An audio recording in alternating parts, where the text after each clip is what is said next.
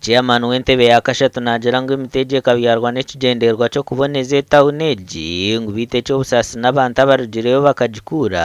ekinte cyari kugira ngo no kurwanisa entunguka batugambira ngo ati wazaro umwana byaro muti yabana akorana gukura nuza kumanya imyaka yawe nangwa n'ubu bakuferwa umunyabuzare wene kongana kinshasha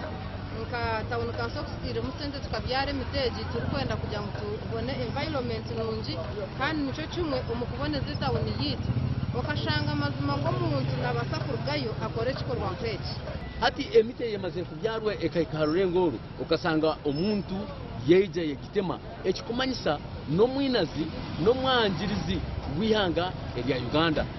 MT kwirwe neje yabirwa harubaju rw'engute ya Fort Portal kuzambara kandi kurigirira habebembezi nabagira ngo uko zirecha basa kuba rumunarwana sobwebembezo buruho hamwe nebye bikozurwe ogwabo murundi gwa kabiri ubwo kubanza tukabyara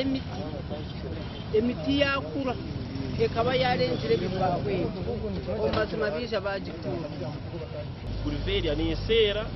kandi tugireberire kurwo mukanyumwe bo mushana twagirebera kushagwiruka Kamwenge bus operators tukagura emiti twagibyara ku Ruga street hari kwiko mpaka line kuri emiti government yatamwe sete nayo yajoininga dispatch kugira ngo etawuni yi ebonere after 1 week emiti twagire 1 week kugawa munawo hari kwika kuri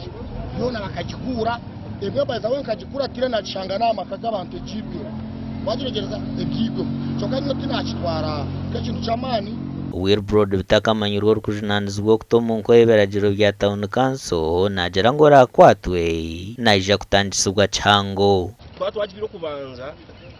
omuntu uzomwe hano yagira sente yagimaraho yona wa mutomo koti bamusiba bamane chaka tuja ngo akajibyare yona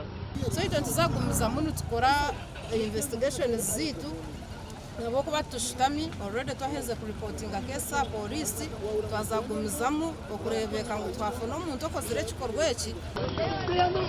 Gasha kwa Anthony Twine